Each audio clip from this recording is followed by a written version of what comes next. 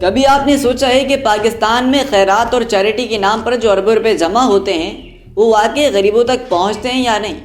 ہر رمضان میں سڑکوں پر دسترخوان لگتے ہیں، لوگ ہزاروں افراد کو کھانا کھلانے کے دعوے کرتے ہیں، ٹی وی پر، سوشل میڈیا پر اور بڑے بڑے بینرز یہی دکھایا جاتا ہے کہ یہ لوگ انسانیت کی خدمت کر رہے ہیں۔ لیکن سوال یہ ہے کہ اگر اتنی خیرات دی جا رہی ہے تو پھر پاکستان میں غربت کم کیوں نہیں ہو رہی؟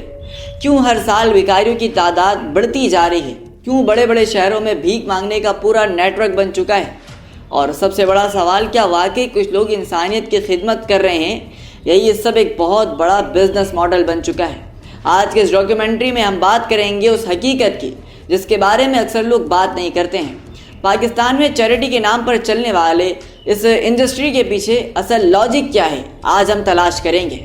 کیسے کچھ لوگ غریبوں کی بھوک کو ایک مارکیٹنگ ٹول بنا دیتے ہیں، اور کیسے بعض این جی اوز چیریٹی کے نام پر اربوں روپے کا فنڈنگ سسٹم چلا رہے ہیں۔ یہ کہانی ہے ان دسترخوانوں کی جو بظاہر نیکی لگتے ہیں لیکن بعض اوقات ان کے پیچھے ایک مکمل بزنس نیٹ ورک چھپا ہوتا ہے۔ حضرت مریم علیہ السلام کی مثال کو دیکھیں۔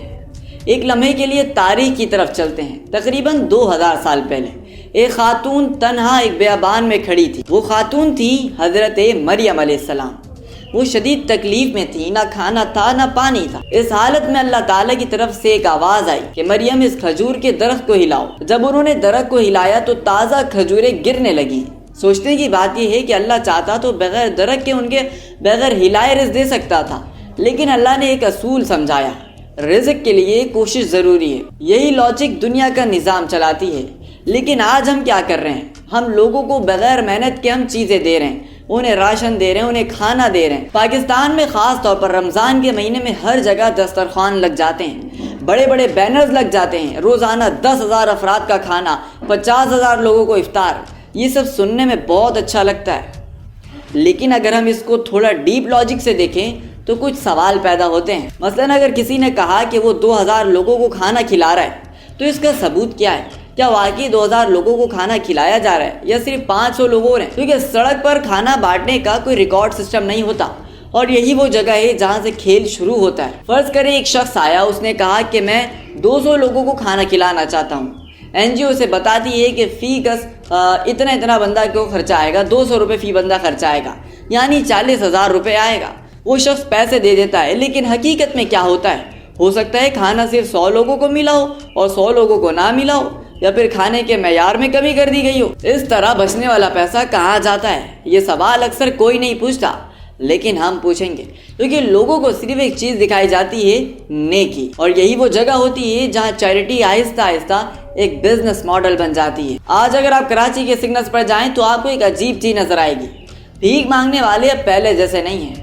اب وہ صرف پھٹے پرانے کپڑے نہیں پہنتے، اب وہ نئے کپڑے پہنتے ہیں، سوٹ پہنتے ہیں بھیک مانگنے کے لیے۔ اور کچھ لوگ بچوں کے ساتھ آتے ہیں، کچھ لوگ بیمار ہونے کا ڈرامہ کرتے ہیں، کچھ لوگ مصنوعی کہانیاں سناتے ہیں، اور یہاں تک کہ مصنوعی پلاسٹر تک لگاتے ہیں۔ یہ سب اتفاق نہیں ہے، یہ ایک مکمل نیٹ ورک ہے، اور اس نیٹ ورک کو مضبوط بنانے میں فری دسترخوان کا بہت بڑا کردار ہے۔ کیونکہ جب شہر میں مفت کھانا ملنے لگے تو لوگ گاؤں چھوڑ کر شہر آنے لگتے ہیں، پھر وہ فٹ پاتھ پر بھی رہتے ہیں اور بھیک مانگنا شروع کر دیتے ہیں۔ کھانا تو انہیں چیریٹی سے مل ہی رہا ہے، تو پھر وہ کمائے کیوں؟ وہ کماتے ہیں صرف اپنی عیاشیاں پورے کرنے کے لیے۔ اور میڈیا بھی اس سسٹم کا بہت بڑا حصہ ہے۔ ٹی وی پروگرامز میں اکثر کچھ این جی اوز آتے ہیں اور لوگ آتے ہیں، وہ غریبوں کی کہانیاں سناتے ہیں، پھر اعلان کرتے ہیں کہ ہم اس خاندان کی مدد کریں گے، اور دیکھتے ہی دیکھتے وہ شخص ایک ہیرو بن جاتا ہے۔ لیکن حقیقت یہ ہے کہ ہم جو کچھ دیکھتے ہیں وہ پوری کہانی نہیں ہوتی، کیونکہ میڈیا پر کہانی کا صرف وہ حصہ دکھایا جاتا ہے جو مارکیٹنگ کے لیے اچھا ہو۔ یہ بھی ایک حقیقت ہے کہ دنیا بھر میں کچھ این جی اوز کو منی لانڈرنگ کے لیے اور فنڈنگ کرنے کے لیے بھی استعمال کیا جاتا ہے، کیونکہ این جی اوز کو کئی جگہوں پر ٹیکس کی چھوٹ ملتی ہے۔ یعنی اگر کسی کے پاس غلط طریقے سے کمائے ہوئے پیسے ہوں تو وہ انہیں شو نہیں کر سکتا، چیریٹی کے نام پر سفید بنا سکتا ہے۔ اسی وجہ سے دنیا کے کئی ممالک میں این جی اوز کے قوانین بہت سخت کر دیے گئے ہیں۔ پاکستان میں بھی کچھ سال پہلے ہزاروں این جی اوز بند کیے گئے تھے کیونکہ ان کے فنڈز مشکوک تھے۔ یہاں ایک بات سمجھنا ضروری ہے، ہر این جی اوز غلط نہیں ہوتی، بہت سی تنظیمیں واقعی انسانیت کی خدمت کر رہی ہیں، لیکن مسئلہ وہاں پیدا ہوتا ہے جہاں چیریٹی ایک برانڈ بن جاتی ہے، جہاں نیکی ایک مارکیٹنگ کیمپنگ بن جاتی ہے، جہاں غریب کی تصویر ایک فنڈ ریزنگ پوسٹر بن جاتی ہے، اور یہی وہ جگہ ہے جہاں انسانیت خاموشی سے ایک بزنس میں تبدیل ہو جاتی ہے۔ آخر میں سوال یہ نہیں ہے کہ چیریٹی کرنی چاہیے یا نہیں، یقیناً کرنی چاہیے، لیکن سوال یہ ہے کہ ہم جس کو ڈونیشن دے رہے ہیں کیا ہم نے کبھی چیک کیا کہ وہ پیسہ کہاں جا رہا ہے؟ کیا وہ واقعی کسی ضرورت مند تک پہنچ رہا ہے یا صرف کسی برانڈ کو بڑا کر رہا ہے؟ کیونکہ یاد رکھیں، اصل نیکی وہ نہیں جو کیمرے کے سامنے ہو، اصل نیکی وہ ہے جو خاموشی سے اللہ تعالیٰ کی خوشنودی حاصل کرنے کے لیے ہو، کسی کی زندگی تبدیل کرنے کے لیے ہو۔ اور جب تک ہم چیریٹی کے نام پر چلنے والے سسٹم کو سمجھ نہیں لیتے، تب تک ممکن ہے کہ ہم انسانیت کی مدد نہیں بلکہ ایک بزنس کو سپورٹ کر رہے ہیں۔ امید کرتا ہوں کہ آپ کو یہ ویڈیو پسند آئی ہوگی۔ اگر آپ کو یہ ویڈیو پسند آئی تو ہمارے چینل کو سبسکرائب کریں اور ہماری ویڈیوز کو لائک کریں اور شیئر کریں۔ جزاک اللہ۔